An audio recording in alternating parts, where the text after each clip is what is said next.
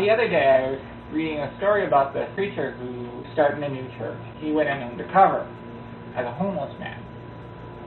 He started out, he went up to the church and people kind of looked down on him and treated him poorly. He asked for money and they wouldn't give him any money. And then he walked into the church and the ushers put him in the back row because they didn't want people, they didn't want him near the front. He looked kind of scraggly.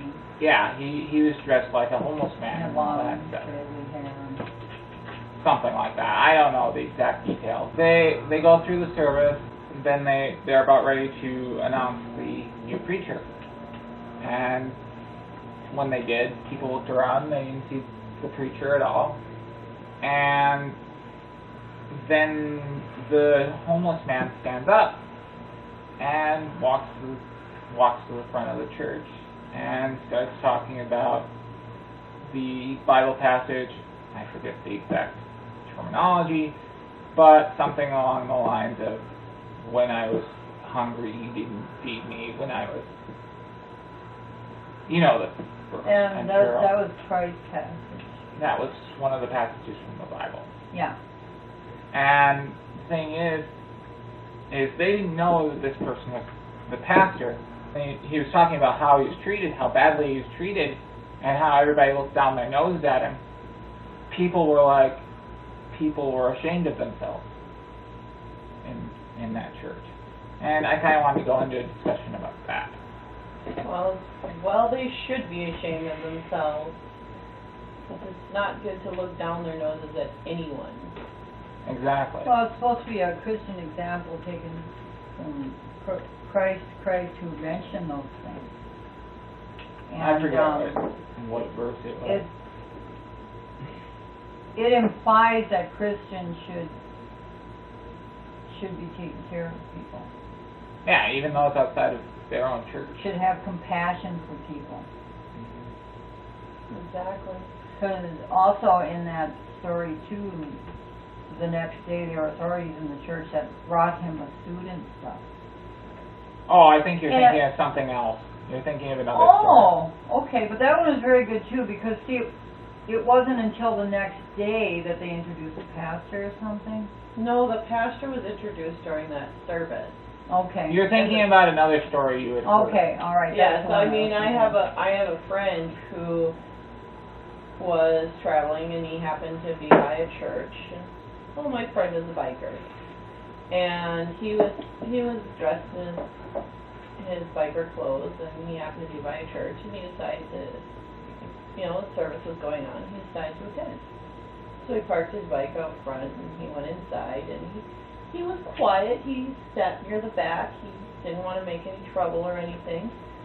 And afterwards he was talking with people and they were all friendly to him and such. And, they asked him where he lived and he told them where he lived. And then it was the next day when suddenly the elders of the church come by with a big box of clothing. Mm-hmm. And he kind of looked at them and he's like, "Why are you bringing me this?" "Well, we want to help those in need." And he's like, "I have got probably a more expensive wardrobe than any of you." Mm-hmm. Yeah, he had all those leather jackets and stuff hanging in the closet. I remember that. Yes, and he did have some nice suits and they stuff. cost like hundreds and thousands of dollars. Well, maybe not thousands, but they costed a pretty penny. And he was offended. He was wondering, how dare you think that I'm poor just because I walked in my street duds. And I think one of the things he said was interesting was the Bible states that to come as you are, and he was coming as he was into the church, and people looked down on him for it. Yes, exactly. That reminds me of the old song Signs. Have you ever heard that? I think the name of it was Signs. I don't remember. Yeah. But it's a rock song, and it goes sign, sign everywhere, sign. Yes. Walking out the scenery breaks in my mind. Yes. Do this, don't do that.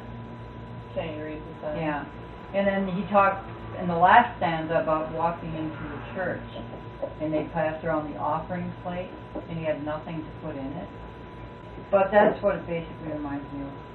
Well, to me, what it seems like, for me, as far as what I can gather with Christians, is it seems like God, they feel like they have to follow such a high standard. They're trying to be perfect, as they feel God requires them to be perfect. And since it's impossible to be perfect, they tend to point a finger and say, hey, they're not as perfect as I am.